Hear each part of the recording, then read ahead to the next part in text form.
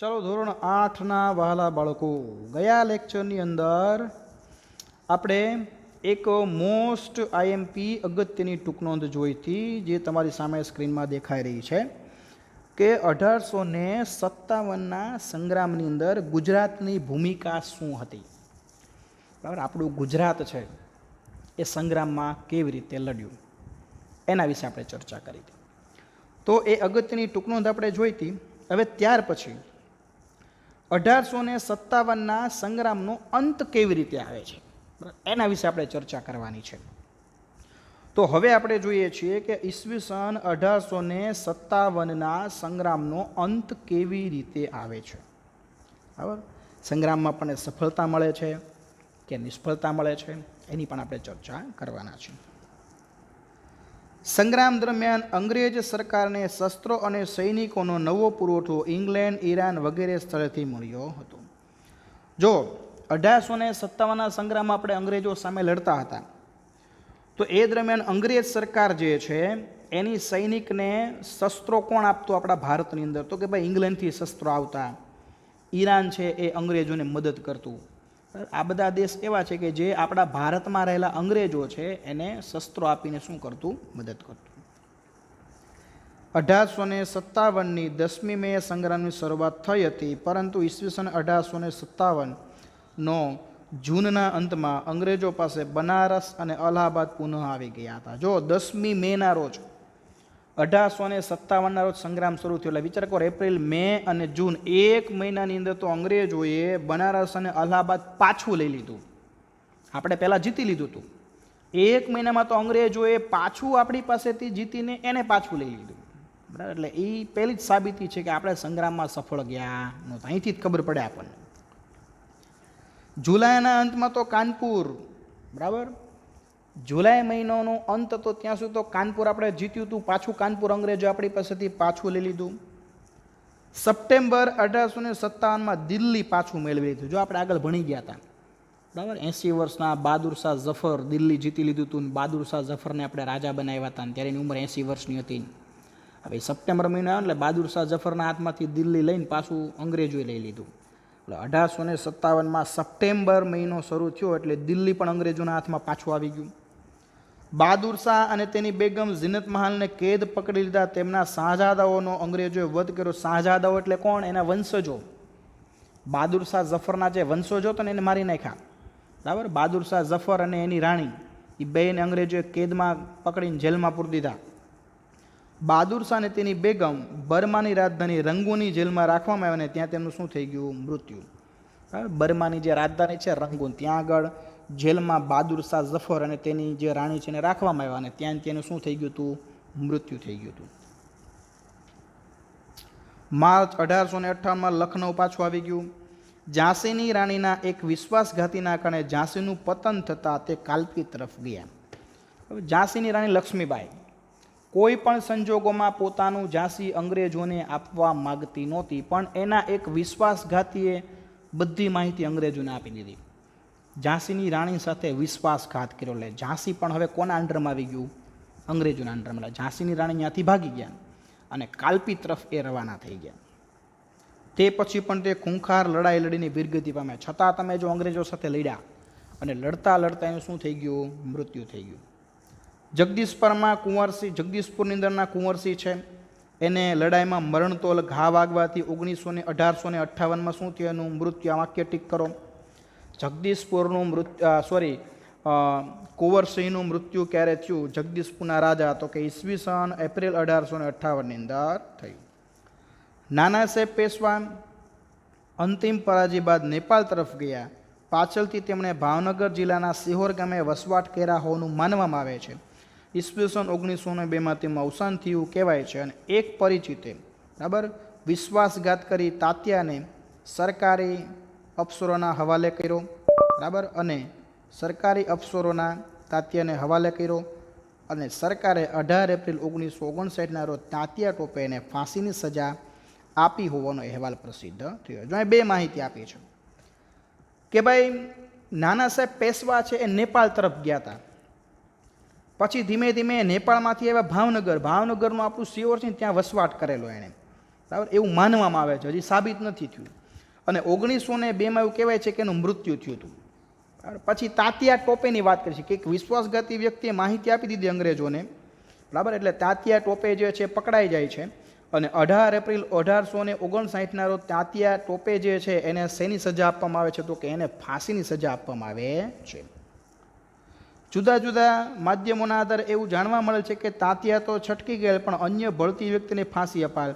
તાત્યાએ પોતાના જીવનના અંતિમ વર્ષો નવસારીમાં ગાળ્યા હોવાનું માનવામાં આવે છે. જો ઘણા બધા વ્યક્તિ એવું પણ કહે છે કે ભાઈ તાત્યા ટોપે છે એ ખરેખર તમે જુઓ કે એ વ્યક્તિ છે ને એ જીવતા જ હતા, એ ભાગી ગયા હતા, પણ એની જેવો દેખાતો બીજો વ્યક્તિ છે ને એને અંગ્રેજોએ પકડી લીધેલા, એને ફાંસી આપી દીધેલી. તાત્યા ટોપે તો ભાગીને ક્યાં આવી ગયા હતા? નવસારીમાં. એને પોતાનું અંતિમ જીવન ક્યાં પસાર કર્યું હતું? નવસારીમાં, એવું કહેવામાં આવે છે. ઘણા બધા લોકો એવું માને છે.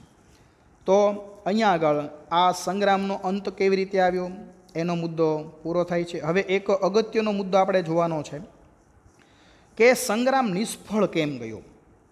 કેટલી બધી આપણે મહેનત કરી, અલગ અલગ કેટલા બધા સંગ્રામકારીઓ પોતાના રાજ્ય માટે અલગ અલગ જગ્યાએ લડતા હતા. કેટલા બધા બહાદુર રાજાઓ, રાણી લક્ષ્મીબાઈ જેવી બહાદુર રાણીઓ, બરાબર, કેટલી બધી સ્ત્રીની આખી ટુકડીઓ સંગ્રામ લડતી હતી, છતાં આપણે નિષ્ફળ ગયા.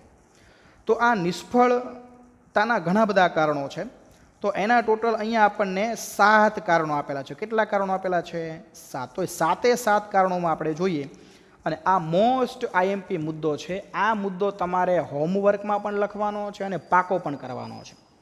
ઈસવીસન 1857ના સંગ્રામની નિષ્ફળતાના કારણો.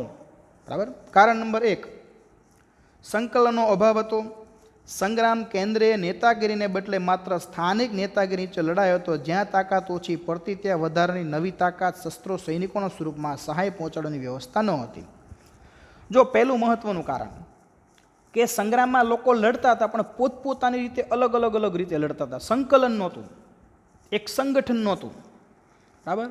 કોઈ કેન્દ્રમાં મજબૂત એક વ્યક્તિ હોય ને બધાને માર્ગદર્શન આપે ને એના માર્ગદર્શન નીચે આખા ભારતમાં સંગ્રામ એક જ પદ્ધતિથી લડાતો હોય, આવું નહોતું.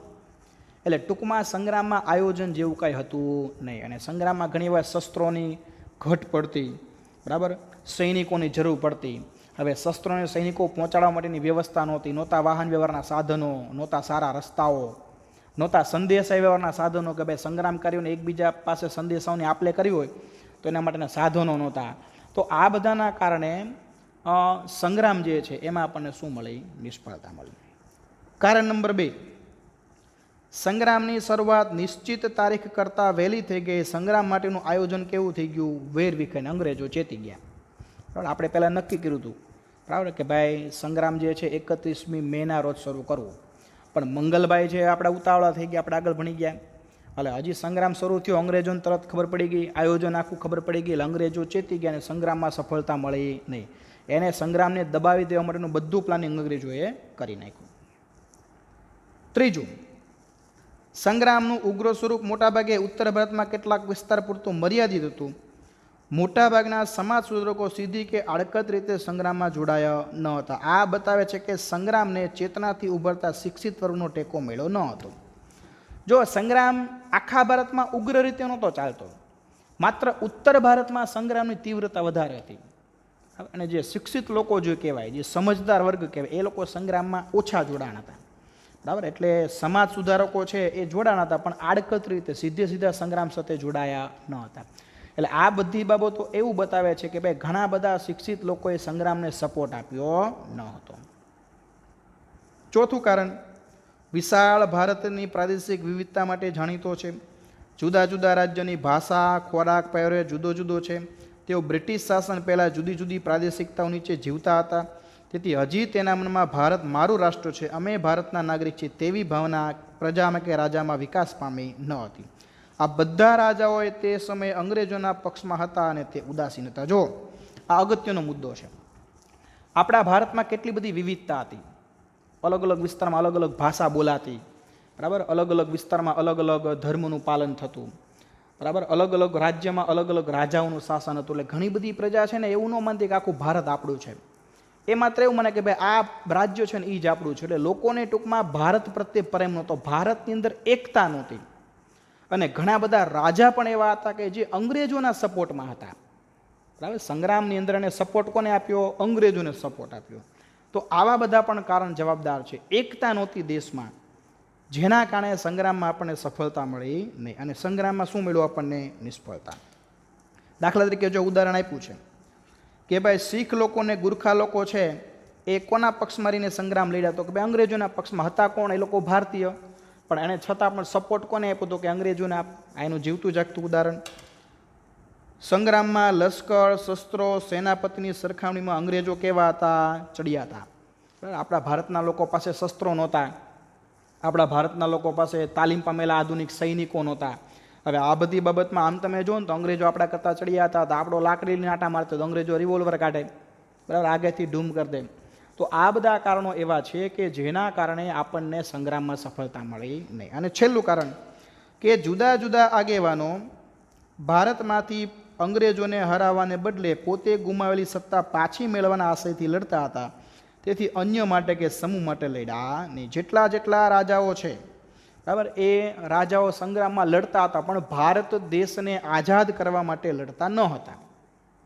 દરેક રાજાનો પોતાનો સ્વાર્થ હતો કે મારું રાજ્ય છે એ અંગ્રેજોએ લઈ લીધું છે, તે પાછું મેળવવા માટે મારે સંગ્રામમાં લડવું જોઈએ. બરાબર. જગદીશપુરના રાજા છે કુંવરસિંહ, એ પોતાનો જગદીશપુર પાછું મેળવવા લડતા. ઝાંસીની રાણી છે, ઝાંસી ન આપવું પડે એટલે લડતી હતી. બરાબર. એમ દરેક રાજાઓ પોતપોતાના સ્વાર્થ માટે લડતા હતા, દેશ માટે લડતા ન હતા. હવે જો સંગ્રામનું પરિણામ શું આવ્યું? જો અહીં શું કીધું છે? સંગ્રામ નિષ્ફળ ભલે ગયો, પણ એના કેટલાક યુગ પ્રવર્તક પરિણામ આવ્યા. સૌથી પહેલું પરિણામ કયું? તો કે ભારતમાં કંપની શાસનનો શું આવી ગયો? અંત, અને બ્રિટિશ તાજનું શાસન શરૂ થયું. પહેલાં આપણા ભારતની અંદર જે આપણા ભારતની જે ઈસ્ટ ઇન્ડિયા કંપની છે એના અંગ્રેજો બધો વહીવટ કરતા. પણ સંગ્રામ પૂરો થયો એટલે ઇંગ્લેન્ડની જે મહારાણી વિક્ટોરિયા છે એને કહી દીધું કે હવે ભારતના અંગ્રેજોએ ભારતનો વહીવટ કરવાનો નથી. હવે ભારતનો વહીવટ બધો ઇંગ્લેન્ડથી થશે, બ્રિટિશ તાજ નીચે થશે. એટલે પછી 1857 પછી ભારતનો બધો વહીવટ છે ને ઇંગ્લેન્ડથી થવા લાગ્યો. દેશી રાજ્યોની આંતરિક બાબતમાં દખલગીરી કરવાનું બંધ કરવામાં આવ્યું. બરાબર. અંગ્રેજોએ આપણા રાજાઓની ઘણી બધી બાબતોમાં દખલગીરી કરવાનું કેવું કરી દીધું? બંધ કરી દીધું. અંગ્રેજ સરકારને ભારત પ્રત્યે નીતિમાં ફેરફાર કરવાની જરૂર પડી. ઘણા બધા એવા નિયમો હતા કે એ નિયમોમાં અંગ્રેજ સરકાર છે એણે ઘણા બધા શું કર્યા? સુધારા કરી. સુધારા કેવા કર્યા કે જેનાથી આપણા ભારતને શું થાય? લાભ થાય. હિન્દી સૈનિકોના પગાર, ભથ્થા, સગવડતા એમાં શું કરવામાં આવ્યું? વધારો કરવામાં આવ્યો. બરાબર. પહેલાં બધો ભેદભાવ હતો. આપણા હિન્દી સૈનિકોનો પગાર ઓછો, એનું ભથ્થું ઓછું, બરાબર. હવે એના બધા વધારો કરવામાં આવ્યો. ભારતમાં લોકોમાં રાષ્ટ્રવાદની ભાવના ઉત્પન્ન કરવામાં આ સંગ્રામે પ્રેરણા પૂરી પાડી હતી. છેલ્લો ફાયદો કયો? કે સંગ્રામમાં નિષ્ફળ ભલે ગયા આપણે, પણ છતાં પણ ઘણા લોકોમાં દેશ પ્રત્યેનો પ્રેમ જાગ્યો, રાષ્ટ્ર પ્રત્યેનો આ સંગ્રામમાં લડવાથી પ્રેમ જાગ્યો. તો અહીંયા આગળ ઈસવીસન 1857નો સંગ્રામ નિષ્ફળ શા માટે ગયો એના કારણો આપણે જોયા, અને સંગ્રામ પછી એનું પરિણામ જોયું. તો અહીંયા આપણો આ ચેપ્ટર પૂરું થાય છે. એની સાથે પહેલું સેમેસ્ટર આપણું થાય છે પૂરું. હવે પછી આપણે શું આયોજન કરશું એ નેક્સ્ટ લેક્ચરમાં જણાવવામાં આવશે. બરાબર. કદાચ રિવિઝનના લેક્ચર પાછા આપણે સ્ટાર્ટ કરશું પહેલેથી. એટલે આ જે બાબતો છે એ બધી બાબતો નેક્સ્ટ લેક્ચરથી તમને બધા મેસેજ આપવામાં આવશે. તો આજનું હોમવર્ક છે બાળકો એ નોટ કરી લેશો. આજનો લેક્ચર આપણે અહીંયા સુધી રાખીએ છીએ. આવતા લેક્ચરમાં પાછા આપણે મળશું. ત્યાં સુધી બાય.